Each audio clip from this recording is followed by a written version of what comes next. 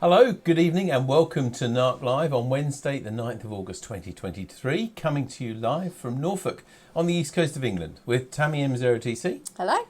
And me, David G7RP. Great to see you. On tonight's show, we welcome back Rob Sherwood NC0B live from America to help us how to choose a rig. We take a look at some of the exciting club activities coming up this summer. And we find out what on earth this is. Not so many entries this time. Do you know what that is? If you do and you haven't already entered, please drop a note on Facebook or BATC and we'll read it out when we get to that part of the show. Anyway, good to see you. Firstly, contest news from Malcolm G3PDH. And as you may have seen already, the final results are now published for the 2023 CC's Club Championships. As expected, we won again this year, but by a very large margin, and actually won every individual contest of the 18 sessions making up the final result. So it's congratulations to everybody on the contest team, and especially also to Andy M0NKR who win it for winning the 100 watt unassisted section, and to Peter M0RYB for winning the 10 watts assisted sections in the last data session.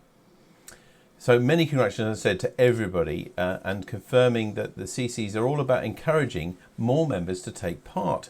It's also been good to see that NARC members have increased their average scores and regularly appearing as winners of the various sections or in the top scorers of it.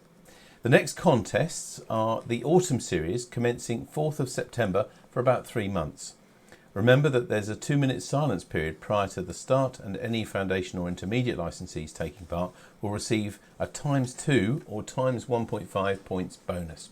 But I'm sure we'll mention that before we get to the Autumn Series in September. So congratulations and well done to all of you who've helped us win again this year. Now there's details of more summer events for your diary. I did mention them last time, but it's really important that we find out who is taking part, because we're getting very close now. As you can see there, the top, the first thing in the programme coming up is the International Lighthouse and Ship Weekend at the 19th and 20th of August. We're activating Haysborough Lighthouse again all day Saturday and Sunday. It's open to the public as well on Sunday, but we do need some more volunteers to both help us set up, help us pack up, and also operate. It's a lovely place to do if you've never done it before, and you don't have to feel, I mean, ideally we've got sort of 2-hour slots, but if you just want to come and work for half an hour or so, that's absolutely fine. But we do need to know and make sure that we've got your support. So if you can help with that, or you'd like to come and give us a hand, either setting up, packing up or operating, please drop a note to Malcolm with his email address that's on the screen there, g3pdh@btopenworld.com. Next up, on the 2nd and 3rd of September, we are ambitiously having 2 contest stations, and they're actually from different places. So the first one is from Trimmingham. Last time we couldn't actually tell you exactly where it was going to be from, but that's just been confirmed. So the VHF 144 megahertz trophy contest on the 2nd and 3rd of September is coming from a special site at Trimmingham. If you remember the big golf ball that was there out on the coast, it's right next to that, and a lovely field, a great position to get into UK and Europe from there. If you can help us set up, pack up or operate for that event, please contact Phil G4LPP on that email address, thedrphil@gmail.com.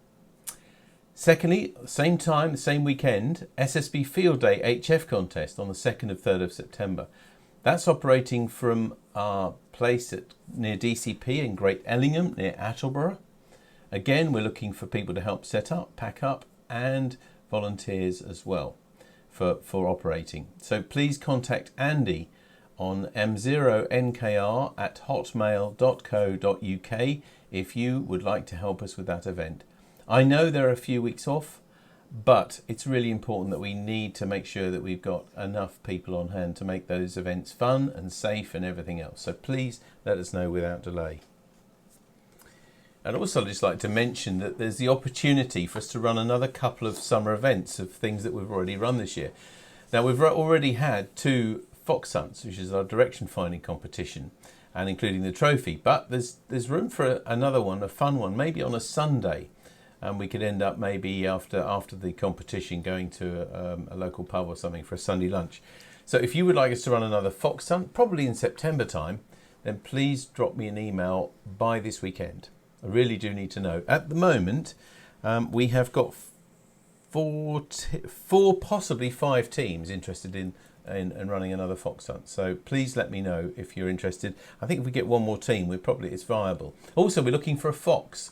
And as someone suggested, it doesn't have to be necessarily, if you don't want to go and set up in the field in the middle of nowhere, how about you go and operate from another friend's shack? So it'll be your voice, so people will know where you are, but they won't know where you're from. So you could just operate from someone's normal radio station. Just a thought.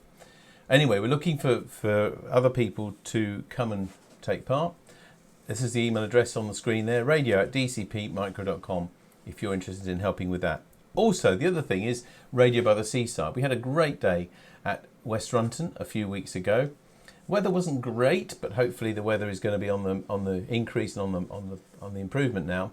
So if you'd like us to do another Radio by the Seaside from there, again, please let us know. At the moment, I've only had 4 people interested, which won't really make a very interesting day, I think. So we just need a few more people to be interested in that. Again, it will be in September, probably on a Sunday.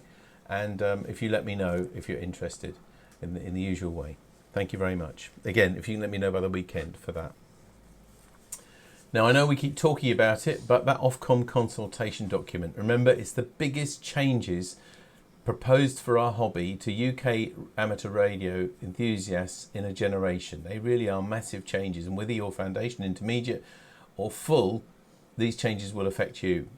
And a lot of them are popular and things that you might say, yeah, I like the sound of that, but there'll be things almost certainly that you don't possibly agree with. We had a great session last Wednesday at the CNS school when we discussed it. Here's a slide there. We showed a video by Murray Nyman, which lasted about 15-20 minutes, just to explain the changes, which saves reading the sort of 100-page document. And then we discussed it for over an hour, and it was interesting that just about every topic had 2 completely different points of view. For example, on the 2E0 call signs, some people said they can't wait to get rid of it and move on to an M8 or an M9. Others said, well, I've spent ages and years building up contest results and having clothing made and websites and everything else, and I want to keep it. That's just one example of some of the changes that are being proposed. So please read that document. If you want any extra help, you can see that video as well as other things on the website here at rsgb.org/license review. There's lots of information and resources there, including video that I mentioned by Murray, and also 2 Q&A live sessions that Tammy and I hosted for the RSGB this last Monday gone and the Monday before as well. They're all up there, and links to Ofcom where you can find the consultation document. All we're asking, please, is read it or watch the videos and then respond, because if Ofcom only get a few hundred replies out of 70,000 licensees, they're probably not going to maybe take too much notice, and they'll just go ahead with them anyway. So especially if you feel, unless you feel everything is absolutely fine, and that's probably unlikely, then please respond, and you've got until the 4th of September to do that. Now, members news. And over the summer, many of the club members have been helping good old Roger G3LDI get his mast back into operation. He's spent some years with it not fully up, and it's not just one mast, it's several masts and several different antennas. These are some of the pictures of the people that have helped him over the last few weeks, and I'm sure that Roger would want us to thank you for all of the work that you've been doing. These are just some of the people, and we had lots and lots of pictures to choose from, but these show you some of the sort of scale of the things that have been done. It's not quite finished yet, I believe, but soon, hopefully, as well. And I think, and we hope, we're going to play a bit of a drone video in a moment as well, so you get an idea of the scale of it. Let's see how we go. Look at that. That's a fantastic view, isn't it? It is. Here we go, Tammy. Just bear with me a sec. Hope it's going to work. Yeah, we've had a few issues with this, but let's see if we can play you this drone video. Is it going to play? Here we are. It is.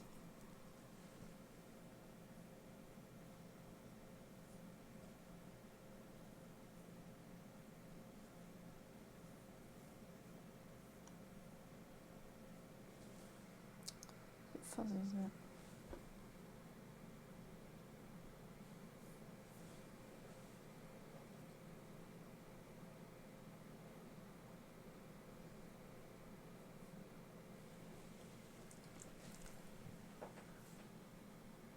So that's just some of the people that have been involved helping Roger G3LE. You can see some of the masts there to the left there as well.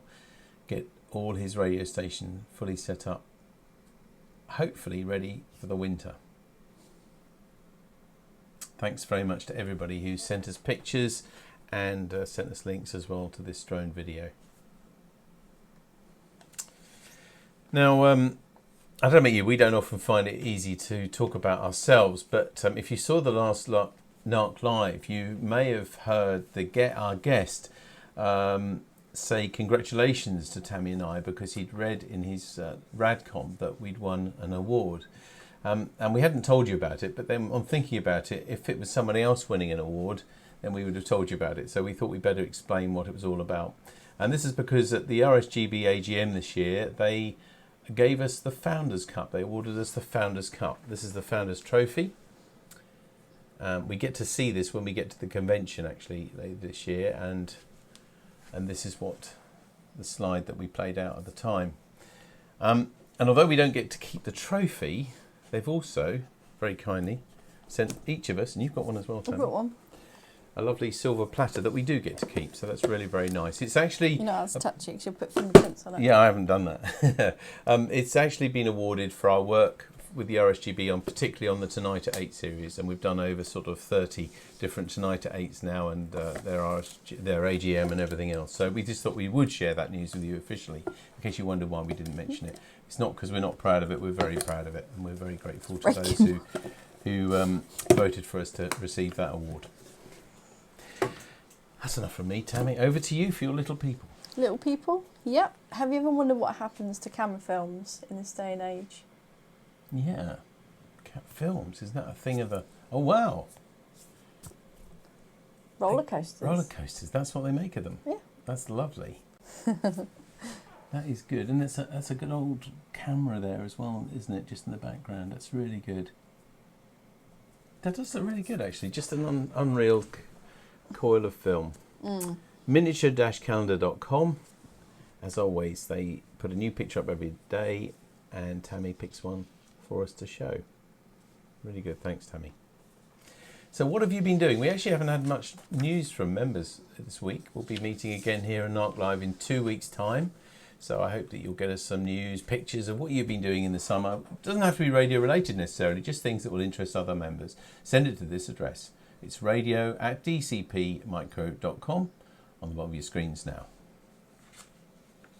Thanks very much.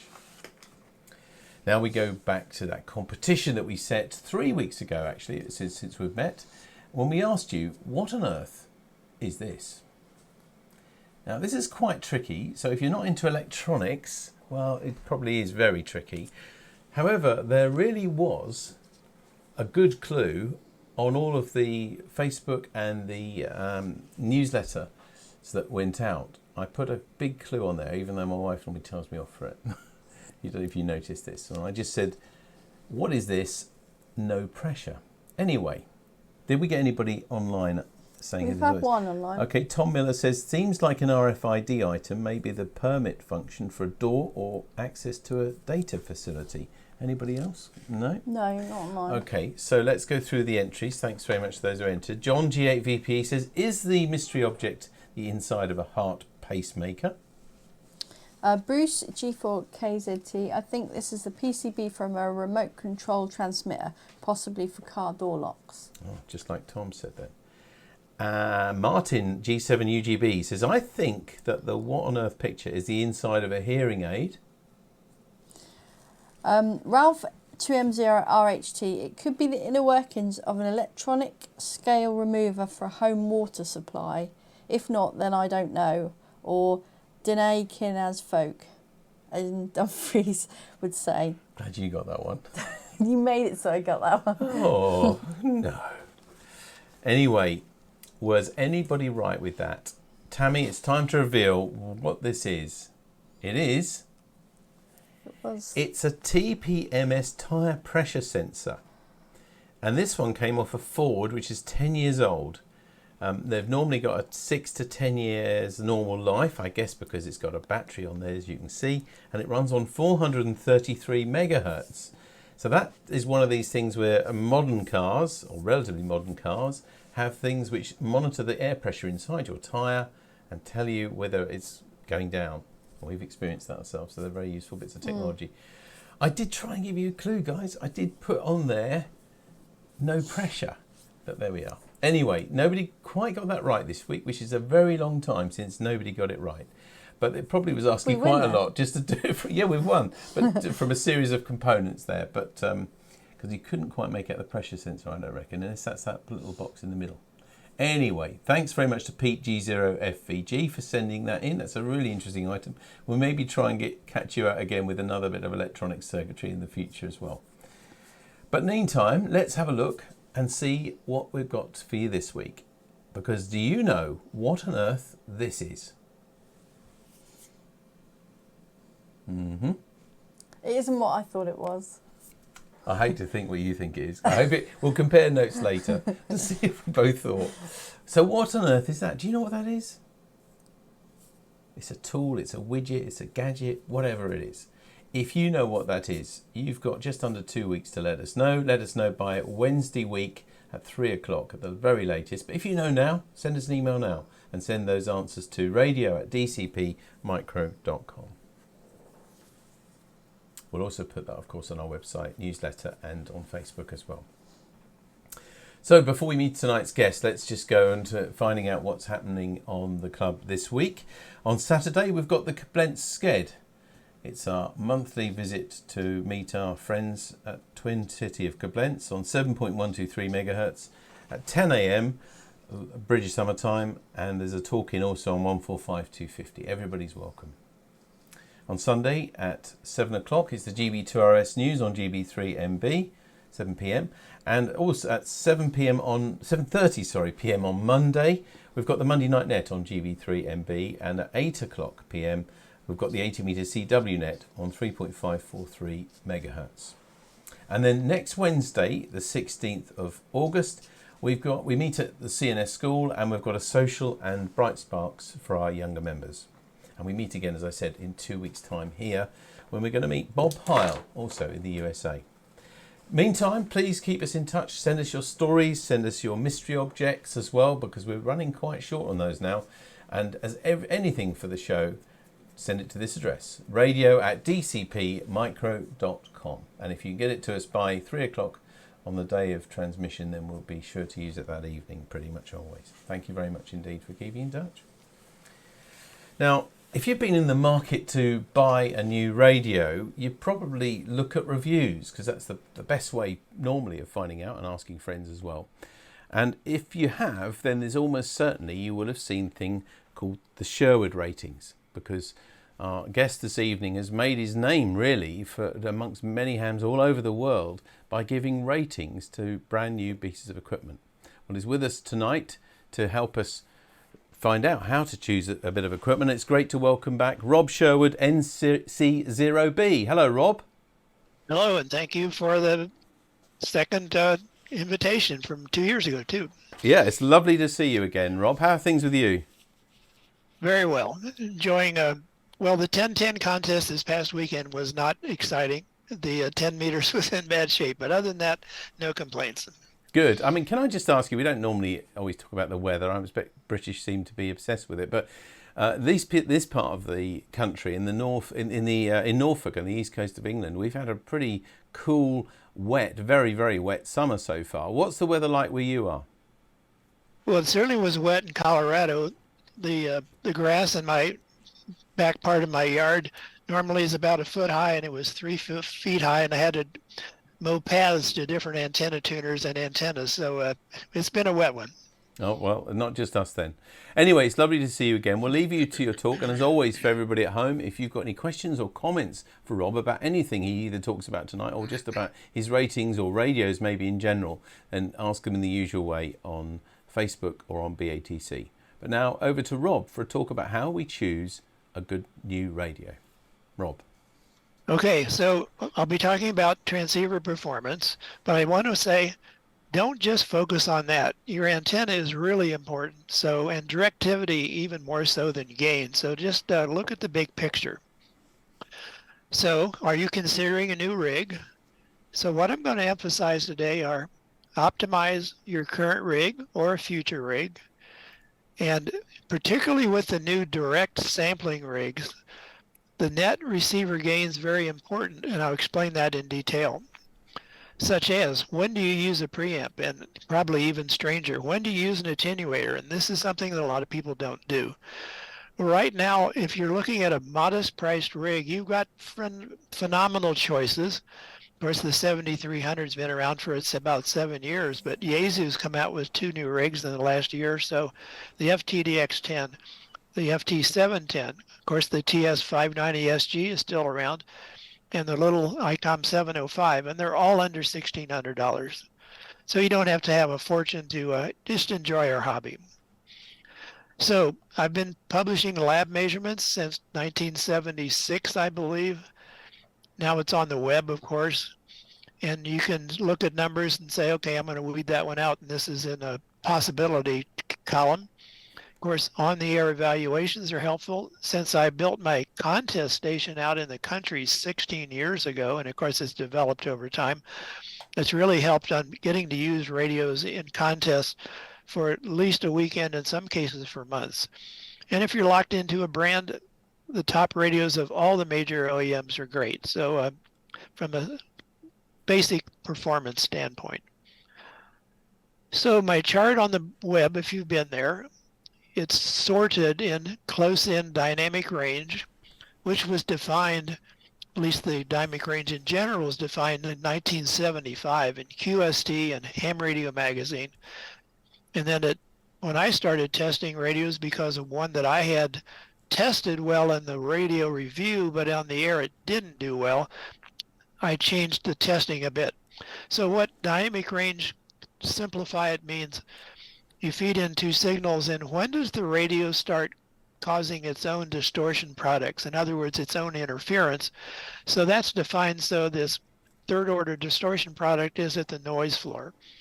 And so you can call it spurious free dynamic range, because the spurious is just really at the noise floor and not very significant. But then for years, decades, the limit was often the synthesizer and the radio, because we went from, Collins and Drake and Swan and all that, and whatever all brands you've got over there across the pond, to synthesized radios that had direct and didn't have drift anymore. We had digital readout and general coverage, but the synthesizers were really poor.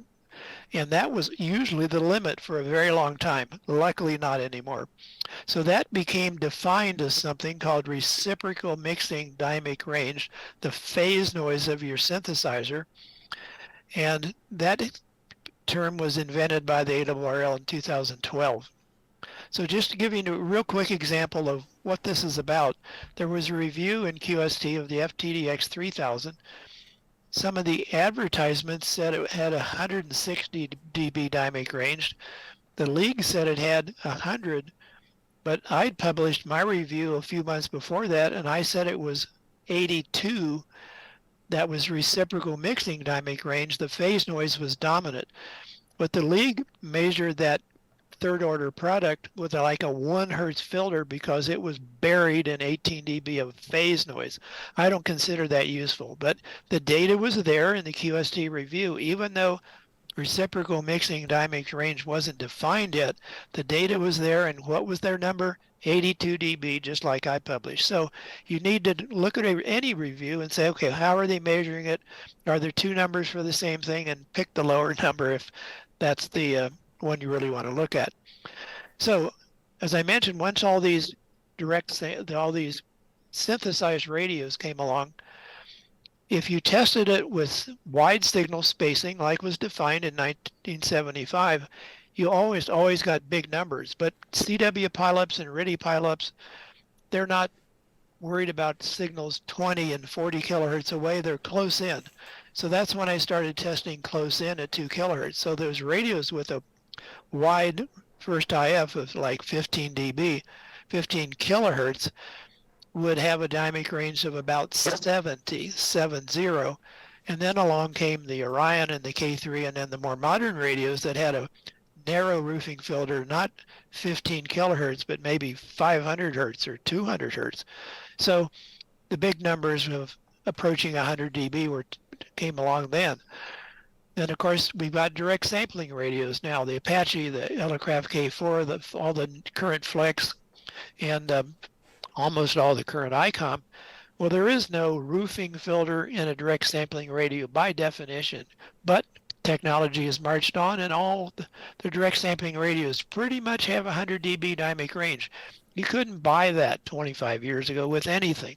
So it's just astounding the choices we have today. So the Superhead is, of course, is the only one that has the roofing filter. And so if it's wide, the chance of really strong signals getting through the filter and then going downstream and causing the overload, much more likely than if it's narrow. So that's really what the difference between the two are. Most of the time it's not an issue, but it just depends on who's close by. One person asked me, well, now, can't you have intermod within a 500 hertz roofing filter? And yes, you could, but in that case, key collects are probably going to be the dominant problem and not the dynamic range. So it's just the case of what's going to happen to cause the QSO to be lost. Now you say, well, what about sideband? The reason we lived with all these up conversion radios with the first IF above 10 meters or above 6 meters was that this transmitted splatter, the intermod products of a sideband transmission through the PA or the PA in your amplifier is worse 3 to 5 kilohertz away than the dynamic range. So in that case, the sideband people weren't having a problem as much as the CW guys. So there's a portion of my website. This is listing the top 25 individual model radios, not the top 25 in the list because they're duplicates. For instance, the K3 came out in 2008, and then there was a K3S. And then the direct sampling radios, a little more variation from sample to sample. So I've got second samples for some of the direct sampling radios. So this is the top 25 models. And of these 25, I've been lucky enough since 2016 to operate 20 of them in contests. So that's just amazing to get your feel for it in a whole weekend and sometimes more than that. The price, of course, is all over the map. In the used markets, even lower. So there's a lot of choices today that you can do really well. I mean, remember, you couldn't buy a 100 dB radio 20 years ago, and now that's right in the middle of this chart. So our choices are just boundless. So are you going to buy a new radio? Well, you could start by looking at that top 25. Maybe you've been a certain brand as your radios for years. Well, now everyone has a product to select. So you can stay with the brand if you want. Just pick what price makes sense to you. The price range really is at least US dollars, and you can convert it to pounds, but $1,000 to over $12,000. I think the real difference today, since everyone's numbers, the lab numbers are so good, how do we pick? Well, it really, to me anyway, comes down to ergonomics and the user interface and how easy it is to use and make adjustments on the fly. Other thing is, in an urban environment, maybe noise blanking and noise mitigation, noise reduction, you might choose a radio because of that. But let me reiterate again, consider your antenna. If you say, well, what should I do if I've got a little stack of money and I can spend it? Do I spend it on a new radio, which you may, but maybe your antenna would be the next best thing to improve. So here's my list of importance. Location. Now, most of you aren't going to move. I did move out to the country. Your antennas are certainly important. I need to work on my CW skill more. And then the radio.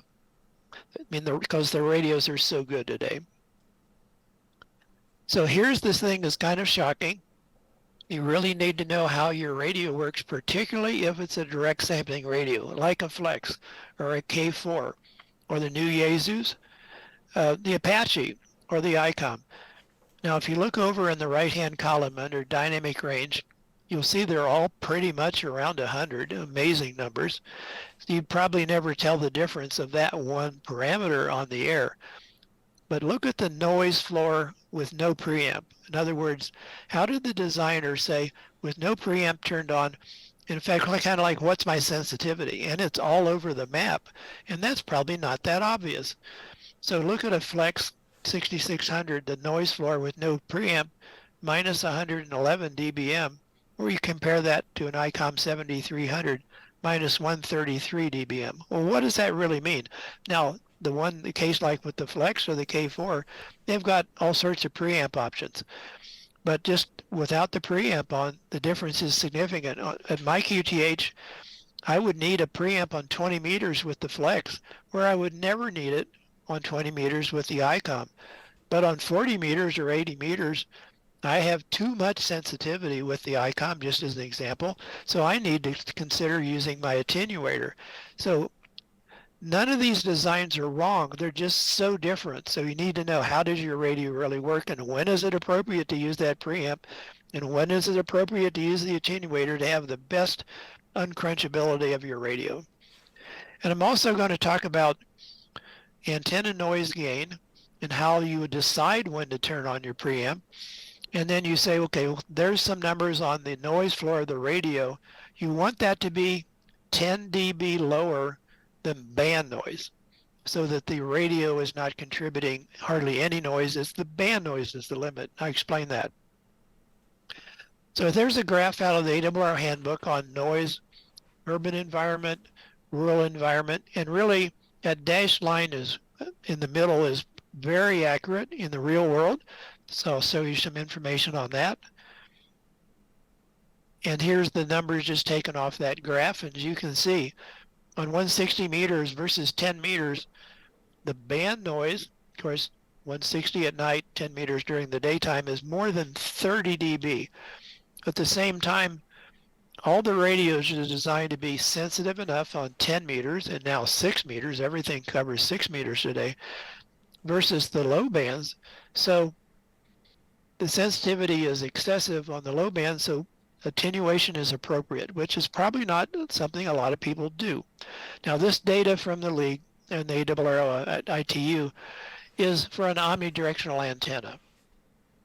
So here what I decided to do was, let's see what noise is like in different directions on 3 bands and compare it to that ITU information. So on 20, 15, and 10, you can see all around the compass, the noisiest direction for me in Colorado is pretty much always towards the Caribbean, about 130 degrees on the compass. And the noisiest number there in red for those 3 bands, compare it to what's down at the bottom, the ITU rural value, which then 1 or 2 dB. So this noise information that's published is accurate here in the real world. But look how the difference is. If I'm working JA, it's a totally different from the noise when I'm working in the Caribbean or South America. So if in doubt, turn on the preamp? No. It's a tool. When do you turn on an attenuator? On the lower bands with the radios that have all that excess gain.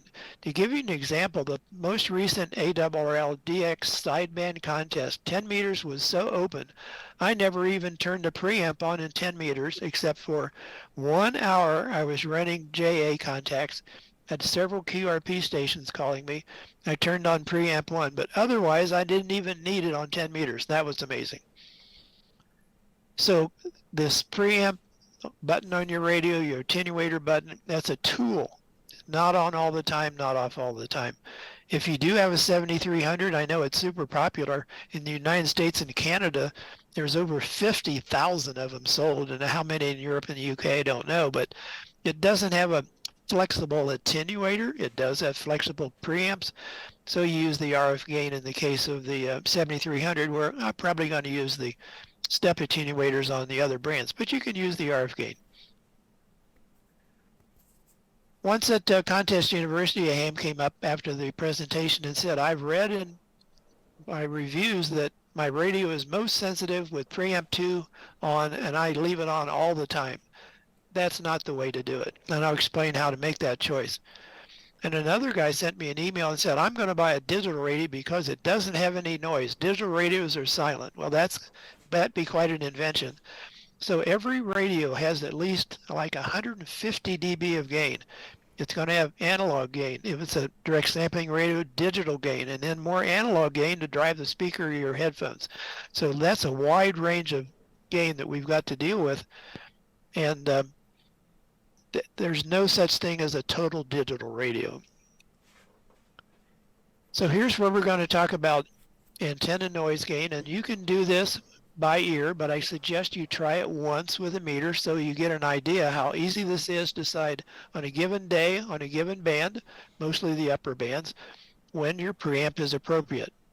Now you need to use an analog meter, not your digital DVM or something like that. Any kind of an analog meter can be a Simpson 260 or a triplet 630 NA or an HP meter or whatever.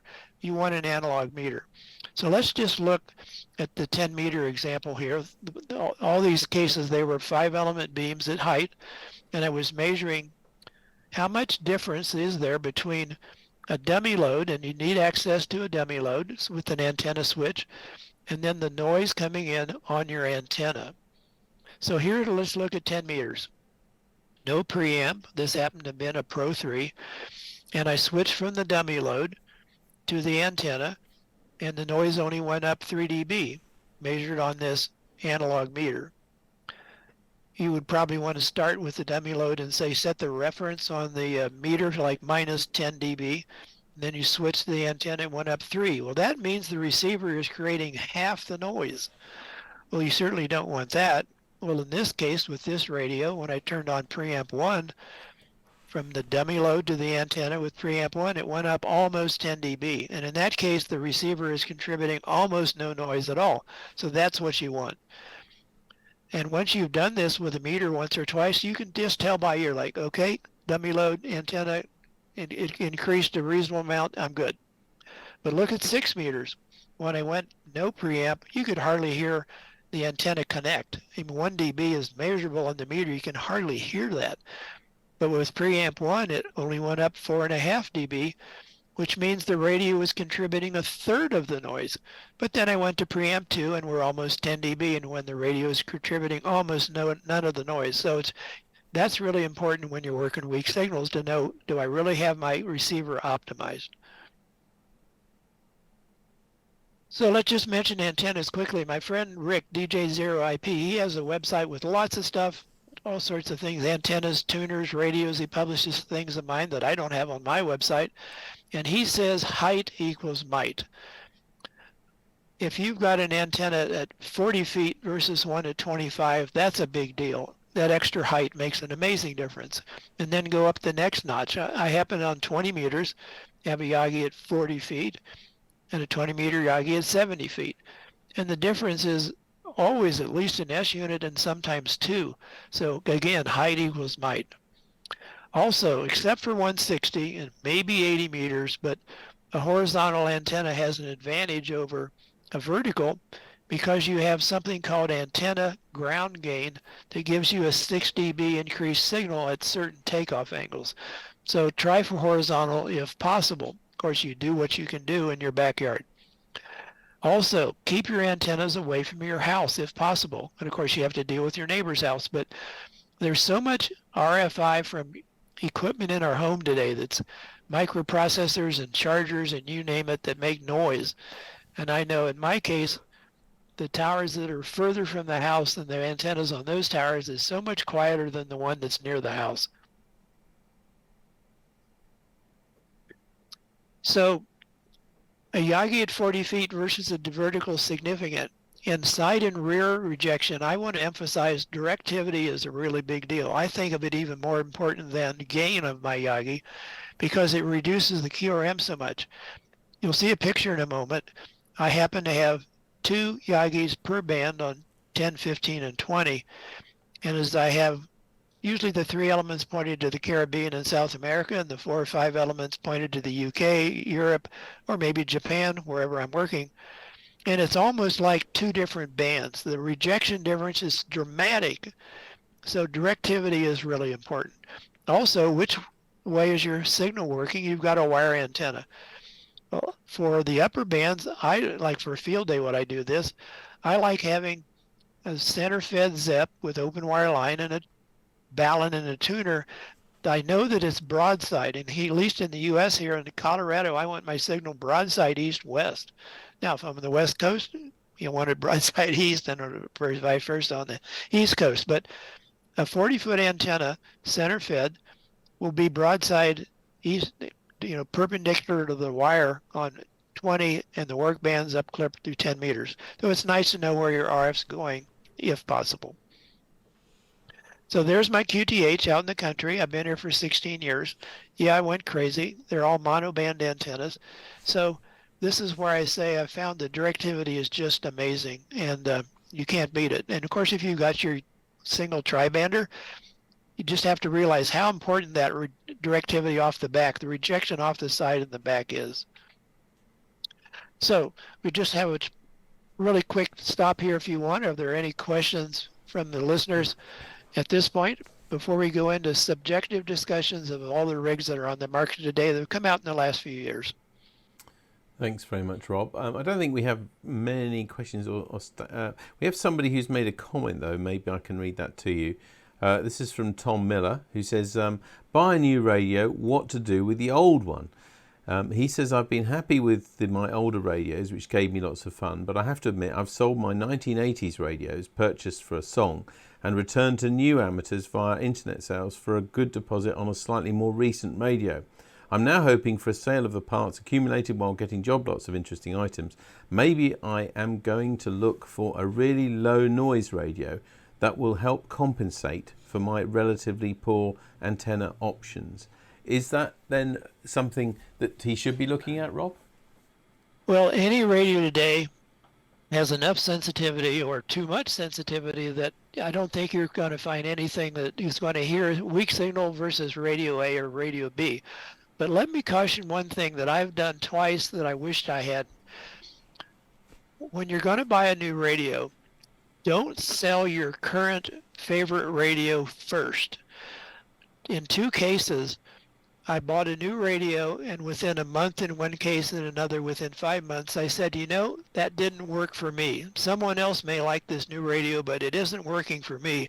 So I sold the new radio and kept the old one. So I'd always recommend keep whichever your most favorite radio is. You don't have to keep 5 of them, but hang on to that until you've made at least 6 months comparison with your new radio, and then if you find it appropriate, other than you might want to spare, but don't sell and then upgrade and then regret it, which I did twice. Well, there you are, Tom. That's good advice. Anyway, Rob, we'll let you get back to your talk. And then, as always, though, if you're watching this at home, get ready with some questions or comments on have you ever got rid of a radio that you wish you hadn't afterwards? Anything like that, please drop onto Facebook or BATC and we'll read them out to Rob at the end. Back to you, Rob. Okay, so we've got 2 main architectures today in types of user interface. We've got the superhets, or the hybrid superhets, and a hybrid superhet means it's got a direct sampling scope, but it's still a superhet with a roofing filter. Or we've got the direct sampling. And the most common user interface would be the internal or external LCD screen. And for instance, the Flex radios run on Windows or Apple. Apache runs only on Windows. By the way, I always find Windows updates break things. So in my shack, for multiple reasons, I'm still running Windows 7 Pro. But I'm not saying you should do that, but that's what I'm doing. Guess what? No updates. I like it. But a complication of a radio running on Windows, for instance, is it's not a real-time operating system. So a friend of mine that has an Apache, he finds that sometimes the Windows goes off and does something, or maybe he brought up a URL while he's on the air, and that affects the radio. So in some cases, if you're going to have a computer, external computer, to run your radio, you may want to dedicate one just to run the radio and keep all the other stuff off of it. Of course, the ones that just boot from by themselves, like an Icon, just as an example, it's just got an embedded operating system. So how you interface with your radio is really personal, and what I like, you may not like, and vice versa. So let's look at some examples. Now here's a price comparison as of April 20th of this year. That was the point that Elecraft raised the price of the K4D, and all the other radios in the list have a tuner built in. It's not an option, but it's an option in the Elecraft, so I included the tuner. So it's almost $6,500, which is kind of surprising. It's kind of the top of the list, excluding the ICOM that cost $12,000 that probably many of us don't own that. I certainly don't own that. But then look at the Yaesu FTDX10, $1,400. The ICOM 705, that's an amazing little radio, 160 through 70 centimeters. I'll cover it in some detail, $1,350. The FT710, that's Yaesu's first direct sampling radio. They've now in there with everyone except Kenwood, I guess, has a direct sampling radio. And then the 7300 that I say has been out for 7 years, it's back to $1,000. And then we've got the other ones that, pretty much in the $3,000 to $4,000 range is kind of the sweet spot for the flagship radios. So some comments on Flex. They've been preoccupied with a military contract for 2.5 years. It's not quite over yet. Most of it's done, but they haven't had a lot of updates to the amateur line. So we'll hopefully some of the intellectual property that's come from the military contract will filter down to the amateur products. I'd say for the last 5 years, their focus has been on remote operation, and with noisy urban environments, if you can somehow have a remote station, that might be a really good answer. And they're also focusing on contesting. Now, their DSP library has hardly changed in years, so they're a little bit behind the times there. And sometimes there's been this problem with CW bugs that have been around for 6 or 7 years, and you see the frustration on the reflectors. But they have a very loyal customer base. In their case, they don't publish any schematics or documentation. Now, maybe I can't fix my radio with surface mount components the size of a grain of salt, but I really like to have the schematics and how it works and all that, because that Flex does not publish that. The current models were not shipping earlier in the year. They're starting to ship again. Good for them. The Maestro, that is an external, like a tablet. Unit, Yeah, display unit tablet with knobs. It's not in production now, and it's being redesigned. It may ship near the end of the year or maybe early next year. Apache, the product comes out of Australia now, and the software is all open source. They probably got the best noise mitigation with their blanking and their noise reduction. Warren Pratt and our Zero V, who actually lives in Loveland, Colorado, about 40 minutes from me, he writes all that code. And they're the only company with pre-distortion for sideband that dramatically reduces splatter. I'm not talking about a little bit. We're talking about 20 dB or something. However, the Apache is a fiddler's delight. It's not a plug-and-play radio whatsoever. So let's say you've been mostly doing VHF in the U.S., that'd be a tech license, and you're coming down to HF. For your first HF radio, I would say don't get a computer-controlled radio. Start out with something that you plug it in, power supply, antenna, microphone, and you're going. And probably don't start out QRP either. Start with a 100-watt standalone radio, no computer. So the Apache has all sorts of things you can click on that aren't documented. And so, as I say, it's a fiddler's delight, but you can kind of be overwhelmed. But the OpenSoft software means that all sorts of people are contributing to how the software works, how the radio plays. And but again, consider a separate computer just for the radio. Comments on the 7300. Well, I called it a game changer 7 years ago, not because it was the best radio ever made, but it was direct sampling with knobs at a reasonable price. It started out US at $1,500. It's been down to $1,000 a few times, a little bit higher, a little bit lower. It's back to $1,000. It's an amazing bargain with, like I say, 50,000 sold in the US and Canada. Worldwide, I don't know, but it's big numbers. It's got good dynamic range, which means strong signals and weak signals, it can handle it at the same time. It works a lot like the more expensive 7610. It is the basic user interface. It's got good ergonomics, The scope display works. It's not as big as the 7610, but I have no trouble with it. I never use an external monitor. The 7300 doesn't even give you that option, but I wear bifocals and I don't have any problem with the small screen. But all the Icon products have a similar user interface. If you can run one, you can run the others.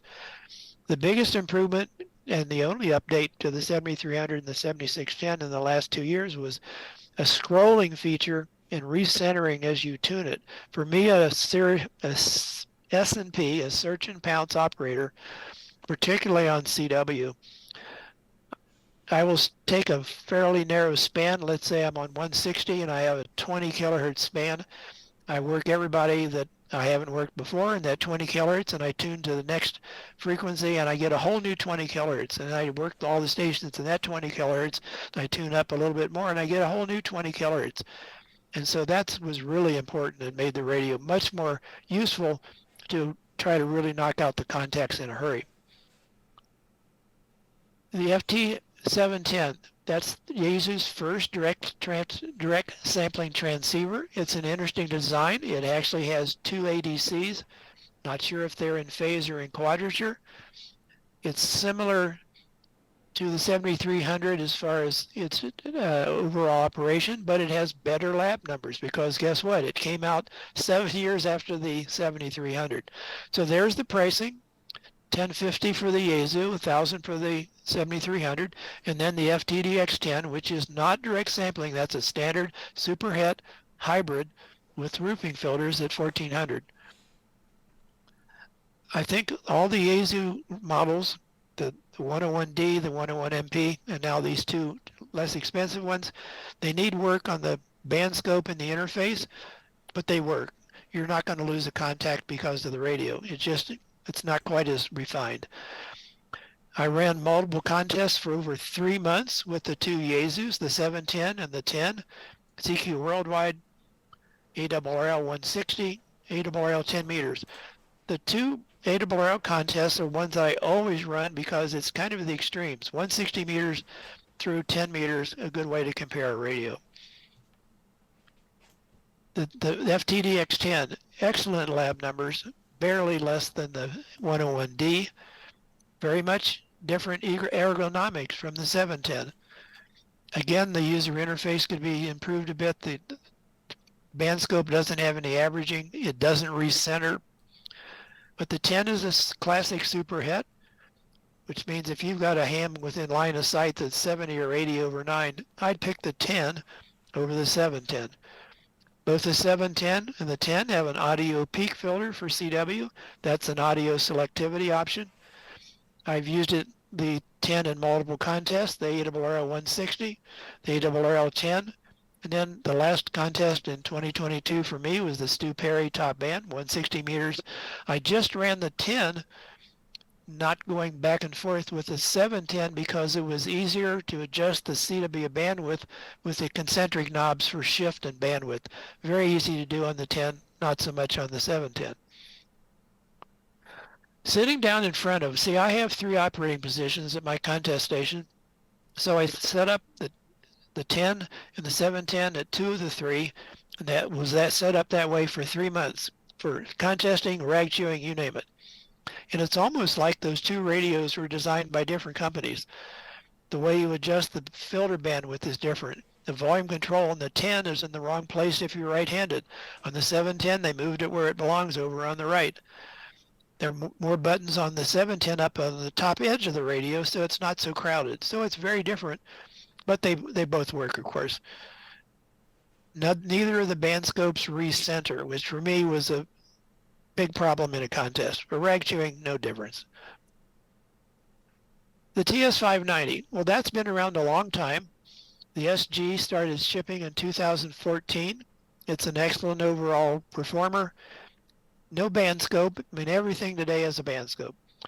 You can use, though, a dongle, an SDR dongle that may cost you $100 and a computer and get a band scope on the SG fairly simply. A little more complicated on the S that came out way back in 2010. The used prices are very reasonable, at least in the U.S. So if you're looking at something that's going to be solid, easy to use, realizing no band scope, an FT I mean, a TS590S might be a really good choice. Very easy to use interface, and I've used both the S and the SG in CW contest, along with the 10-Tech Eagle when they were about the same vintage. So here's my big question. Will Kenwood come out with a new rig this year? The 590SG, 9 years old. And the 890S that I owned for a while came out in 2018. The TS890S, from my perspective, mostly an S&P operator for CW contests, it's got the best waterfall, bar none. So the TS2000 was discontinued with no replacement. Originally, there was supposed to be something to compete with the 7300 and the 9700, which is the VHF UHF ICOM. It's not come out. Hamvention this year in May came out with a new walkie-talkie. I think it's going to be like $600. No price announced. Availability maybe next year, early next year. Whereas an HF radio, we hope that we'll see something from Kenwood in 2023, at least announced. 10 watts in a battery. Summits on the air, parks on the air. Do you like going outside? Do you like being climbing up a big hill or a mountain in Colorado? Or maybe you're just at a park. It doesn't even have to be like in the U.S., a designated park. Maybe it's just a park 10 blocks from you. The little 705 is an amazing little radio. I used one for 3 months. I bought it, used it. I don't do SOTA or POTA, but it was quite a little radio. Sideband, CW, FM, digital, FT8 with their laptop, of course. It's $1,350. If I was going to be out in the field, I would get their optional tuner. It's a little expensive, $360, but you can have a piece of wire and then a one radio on the ground and punch a button. It tunes it in seconds. It's great. That tuner works a lot like the AH4 that I use in my mobile setup. So the tuner concept has been around a long time.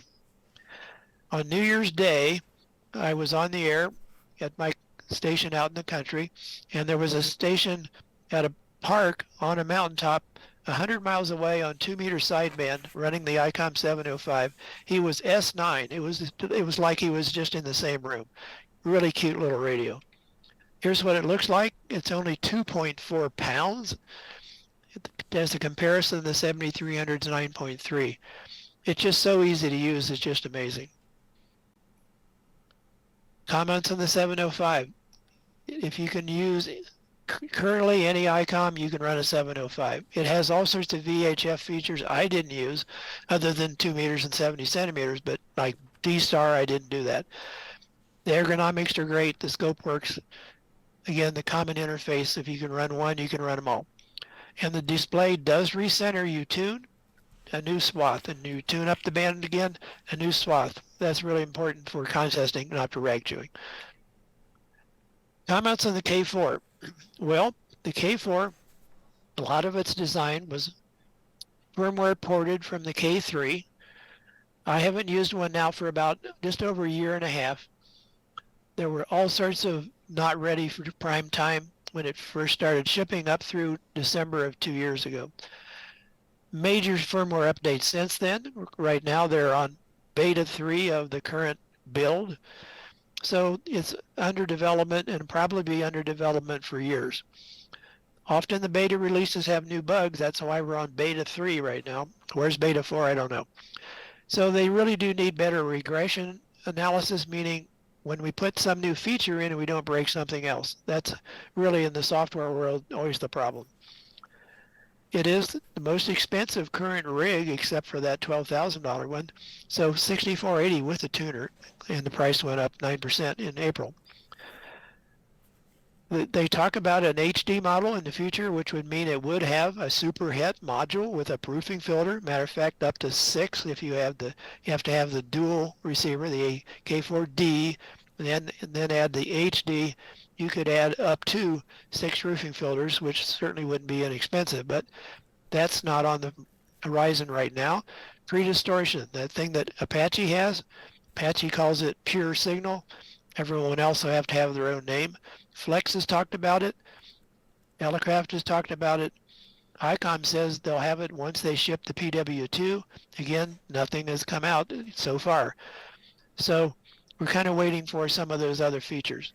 Very loyal customer base, lots of good support from the factory and from the reflector. N6 TV, I think he spends 8 hours a day, 10 hours a day answering questions. It's just amazing.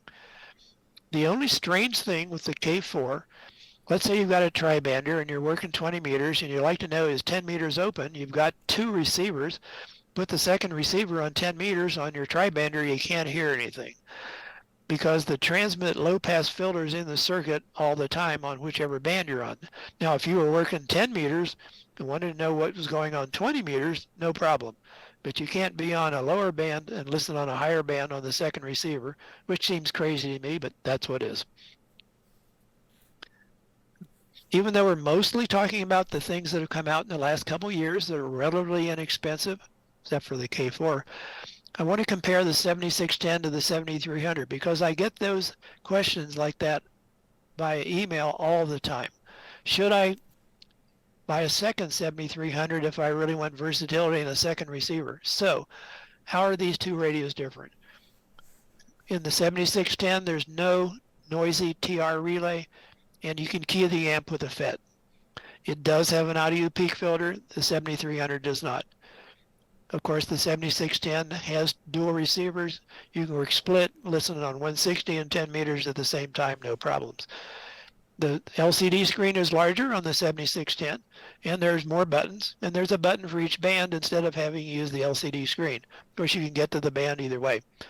We have 2 transmit antenna ports and a separate receive-only port for like a beverage, which I actually am building my beverage. It's just finished. First time I've ever tried a beverage. We'll see what it does this fall.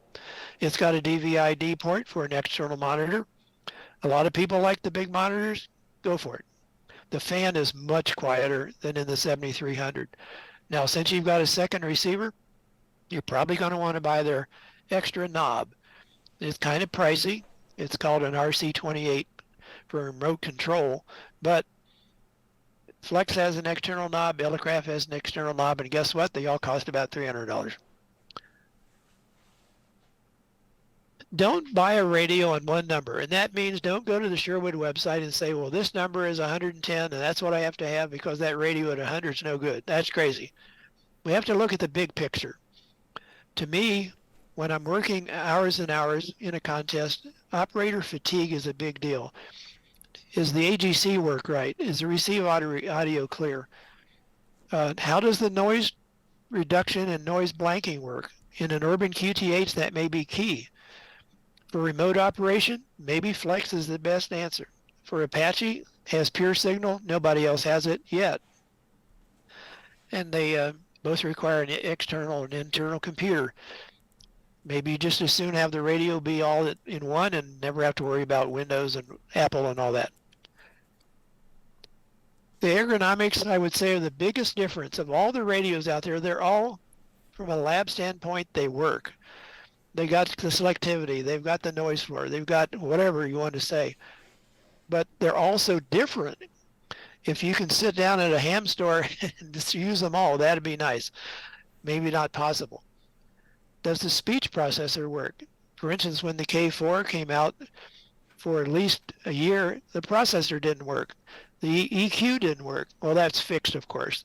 But what's the status when you buy the radio? Do you want a standalone radio or do you like to operate it with a computer? I use a computer for logging, obviously. I use N1MM. And otherwise, the computer does nothing else. That's just me.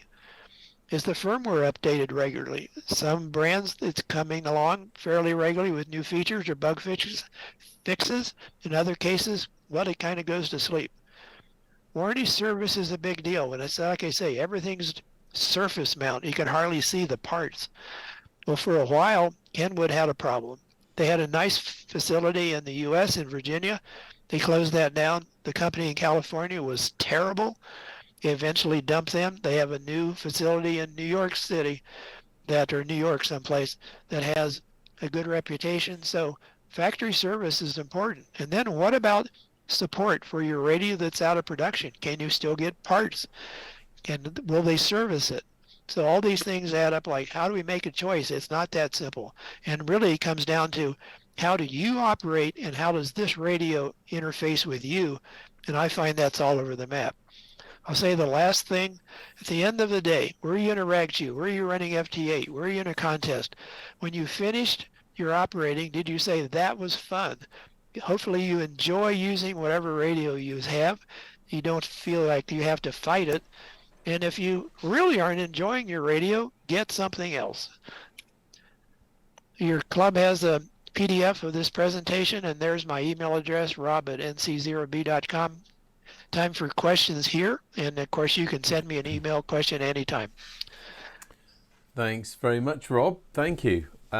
Really useful advice there, I think, on choosing a radio. Firstly, I need to come back to you. By the way, Tom, who mentioned, who made that comment halfway through your talk, which I read to you, he totally agrees with you about computer operating systems. He says, here, Windows 7 works for me. The Windows 10 keeps updating and making important older programs redundant, inoperable for the unavoidable updates forced on me. So I think he's with you there. Stuart Brooks, nice to hear from you, Stuart, M6XTD, says one of the best radios is the Anand 100D, he feels. Well, that was an early one. Not a 100, but a 200. So the 100 came out first, and now the 200. And I've used the 200 on the air. I've used the 7000 on the air. The 7000 now has been discontinued, and the 8000 was discontinued. So they're now at what they call G2, Generation 2. And this solves some problems with the Protocol 2 and Ethernet. So right now, I believe they're shipping the 100-watt version of the G2. There's supposed to be a 1,000-watt version of the G2 that is about the same size as what used to be the 8000 that's no longer around. I can't quite imagine needing a 1,000-watt transceiver if you have an amplifier, but of course if you don't have an amp, then that's an option. So right now the G2s are what's available. But the 100 was one of the earliest ones, and it was the beginning of that line. Yeah, I mean, I'm sure a lot of people saw you come to see us first time round, but if you didn't at home, and one of the things Rob does is he doesn't accept sample radios from manufacturers. Rob goes out to stores and picks them out at random. Is that right, Rob? It depends on the brand. With Kenwood, it's fantastic. They let me go to Ham Radio Outlet, my local store, and they've got boxes on the shelf, and I pick a random box. Other cases, I'll buy the radio, like these two, like the FTD, the FT710. I bought it. Unfortunately, its price has dropped $500 for me, but so I'll buy the radios in some case, like the 705. Other cases, I borrow one. I don't own a K4, but I borrowed two different ones. So hams are really nice to give up their radio sometimes for weeks at a time. One case, the FTDX 5000D, belongs to W1STT. He loaned it to me for 3 months. So there's no cherry-picked radios that go through my lab, and there's no money that involved whatsoever as far as from the OEM. And that is the key point, isn't it, really? And that really completely keeps your integrity, and not that you wouldn't say anything real, but a manufacturer is sending something to you. It could be a hand-picked one, I guess, and slightly higher performance. Most of these things vary. They have tolerances, don't they? But the ones you pick or the ones you use for your tests are completely independent and random, effectively, aren't they? Right. And that's why there's these second samples for these direct sampling radios. Every ADC chip, the analog to digital converter chip, is different by a small amount. Not night and day difference, but it can be 5 dB easy, approaching 7 or 8. So you will see virtually all the direct sampling radios have a second sample now to give you an idea of the variation, and that's just chip to chip variation. Yeah. Well, as we've said earlier on as well, you've been watching this at home. Please send any questions or comments for Rob now. Rob, I remember last time we saw you, most of your figures, and indeed the things you've been talking about tonight, largely to do with the receiver. And you did say then, I'm sure I remember right, that you thought that the people weren't concentrating enough on the transmitter, and the the linearity of the waveforms and things. Is that still your feeling? Yes. I published an article in QST in November of 2019 on it's time to clean up our transmitters, because the OEMs, the original equipment manufacturers, have been making all their emphasis on improving the receivers, which are now astounding. The transmitters have gotten no better, in some cases worse, if we compare it to a Collins 32S3 on sideband. The sideband of the 32S3 is miles better than anything we can buy today as far as splatter. Now, the league has started a new program, if you do happen to read QST, called the Clean Signal Initiative. And the idea is to encourage the manufacturers to improve the transmitters. So that means less splatter on sideband, lower key clicks, less bandwidth on CW, and less composite noise on the transmit side. If you've got a ham, let's say half a mile away, line of sight, and his transmitter is sending out wideband noise, and you're hearing 10, 20, 50, 100 kilohertz away, that's awful. And that wasn't unusual with some of the models 10, 20 years ago that just were terrible. So I've done some testing. Actually, there isn't much difference right now. Almost everything is LD-MOS, and even in the transceivers, not much difference from one transceiver to the other. A little bit, but not much. And then the linear amps are almost all LD-MOS. They're all 10 or 20 dB worse than the best tube amps as far as splatter on sideband. So we have a long way to go. I've got some data on 7 or 8 transceivers as far as those parameters. But the league is, I'm the vice chair of this group, and Ed Hare, W1RF, is the chair of this group that's working to have an incentive for the manufacturers who get a gold star if they improve the transmit side. This is going to be a long-term project. Obviously, all these radios today just exist. You can fix key clicks with software. You're not going to fix splatter with software. You're not going to fix transmit composite noise with software. So it's going to be a long-term project. But yes, it is important, absolutely, because that's the limit today, most part. Receivers are so good, it's the other guy bothering you. Absolutely. All right, thanks, Rob. So we've got some questions for you. First, the Jim G3YLA. He says, great information, Rob. Thank you. Do you see any trend from suppliers to add noise cancelling processing, since that is rapidly becoming the main obstacle to operating for some of us? I mean, the noise mitigation, like what Apache has, for instance, they're ahead of everybody. And that's where there is room for software improvement. For instance, one brand, when I listen with the noise reduction algorithm, it sounds like a cell phone underwater. And other types, it's more progressive, and it doesn't sound weird, but there's a limit to what it can do. So I would say noise mitigation is probably, on the receive side, is the most important thing, since almost everybody lives in an urban environment. My friend in Boulder that I talk to every weekend, his Boulder noise level on 75 meters is 18 dB higher than my level in the country. Even here in Denver, where I am right now, the noise level, I don't even work 160 anymore. Where I moved here 51 years ago, I could work here in Denver on 160 meters with no trouble.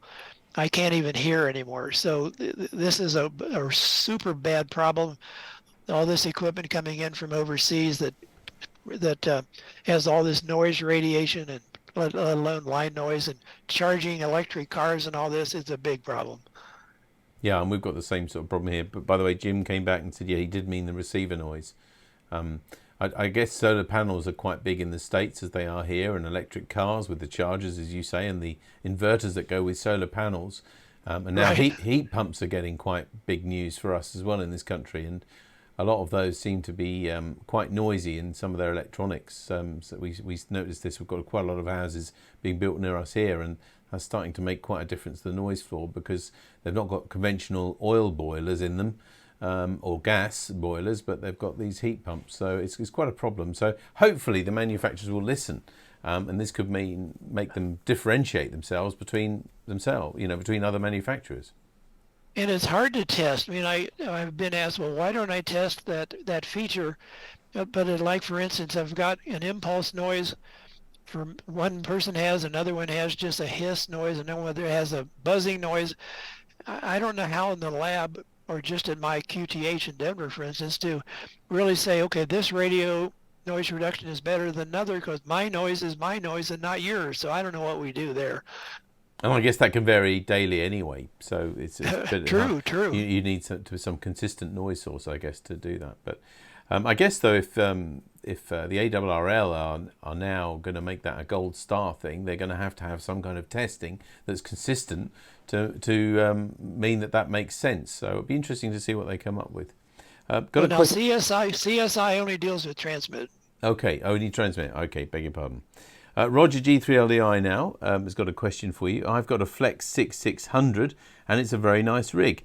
The main problem is the lack of communication from Flex. CW dropout has been inherent since I bought it.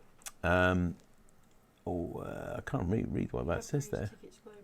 Oh, we have raised tickets galore, but to no avail. How on earth do we get Flex to take any notice of us and address the extremely annoying problem? Hopefully other manufacturers are more interested in their customers. Well, I think you touched on this at the beginning because they've been working on a military project, haven't they, for some time? I mean, have you got any more information about Flex and whether they're becoming more responsive? I think you said that project is due to end soon. Well, this CW dropout, there's all sorts of chatter on the groups.io reflector in the last weeks. People are just furious. And this doesn't go back 2.5 years ago. This can go back 6 or 7 years ago. Here's what my concern is with both Flex and the Elecraft is the computer code is it's so large, and so let's just say convoluted because it's developed.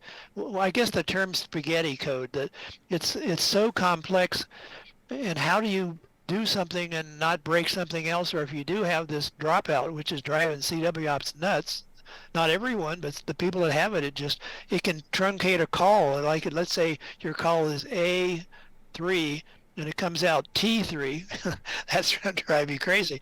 So obviously Flex knows this is the problem, and similar issues, like I said, the K4 is on beta 3 on whatever the current build is. So it's a concern that how is the team that does the coding that probably doesn't ever operate a radio, how do they fix these things? And I don't know if you're saying, well, this CW dropout has been going on for years, they obviously know it and it isn't fixed, and I don't know what the answer is. Okay, well, let's hope they do listen and when they've finished this big military project, because I think a lot of people who I know, so this isn't my words, they feel a bit aggrieved because it seems that amateurs sort of set up Flex and funded them in the first place, and they feel a kind of bit of duped, like Roger was saying, that they bought this equipment and then they feel sort of neglected. So let's hope that Flex do address that soon. Now another question now from Ralph 2M0RHT. When testing a radio, do you use the mic supplied with the radio, or do you have a specific microphone that you use? Well, I'm not testing that aspect. Yes, I have a specific microphone that I standardized on, which happens to be a Heil GM5 for all my radios from VHF to HF. But that's not one aspect. I mean, really today, the microphones, as long as any microphone is relatively smooth in its characteristic, or maybe it has a rising response, or maybe it's flat, the EQ and everybody's transmitter today can EQ virtually any microphone well. Now you need to pick a reasonable microphone. For instance, I just for grin said, what happens if I try my professional large diaphragm condenser microphone? It was a 414, I believe, AKG, and it was a totally disaster because the proximity effect, and if I moved 2 inches from the microphone one way or the other, it affected the sound. So you want to pick something that makes sense, and you've got a trade-off between a non-directional mic that I happen to use that does not have proximity effect, meaning as I get closer, it gets more bassy, and I move away, it gets more, the bass goes away. But then a directional mic maybe doesn't pick up as much noise in the shack. Now, I don't happen to have noisy amplifiers. They're all tube amps that are quiet, alpha and ACOM. But if I had a modern LDMOS amp I'm running in a contest and the fans are going at warp speed, then maybe you need the directional mic or you need the headset with a directional mouthpiece. So I don't think you need to worry about what came with the radio. Some of them don't even come with a microphone, but if you have a smooth response mic, you can EQ it for your voice. Okay, well, hopefully that's helped you there, Ralph. And Martin G7UGB says, great talk, Rob. It's given me some thoughts on my next rig. I've got a Zygo 6100 at the moment because that's all I could afford at the time. But I'm leaning towards a 7300 after your talk. Do you think that's a fairly good all-round rig, even though it is out 7 years old? Do you think it's a reasonable radio? Well, it obviously is a reasonable radio. You can't get on the air today and not talk to a 7300. So we've got 50,000 and more in the U.S. and Canada. I don't know, in Europe and UK, maybe 15 or 20, I don't know. I don't know the number. The only limitations, it doesn't have an audio peak filter if you're a CW buff and mostly contesting. If you're running in semi-break-in on CW, no problem as far as something called an RF tail, hot switching the amplifier, your external amplifier on key up, not the key down. So if you're running semi-break-in, no problem there. You mentioned in your introduction about field day, your field day in September or whenever it is.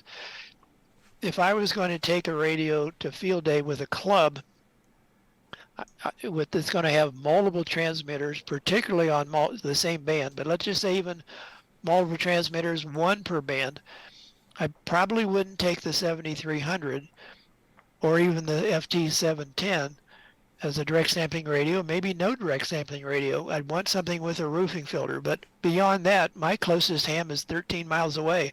Nobody overloads me. So, by the way, in my website, I don't have that Zygo 6110 or whatever the number is, but I do have the earlier one, the G90. Not a bad radio, but it'd certainly be a step up in many ways with the 7300. I don't think anybody can go wrong. Let's assume you're a normal ham. You do sideband rag chewing, work a little DX, maybe you run FT8. I mean, FT8's taken over the world in some aspects. The radio works fine. I've used the 7300 in at least 8 contests on 20 through 10 meters. And I don't think I've ever lost a contact in a contest with the 7300. I said, oh, the radio didn't cut it. Absolutely not. Does it have all the features of the 7610 that cost 2.5 times as much or 3.5 times as much?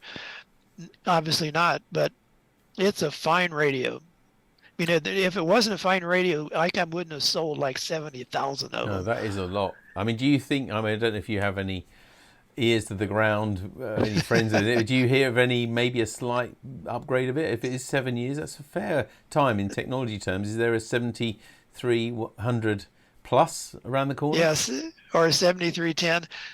Everybody asks that. This comes up once a week. I have no idea.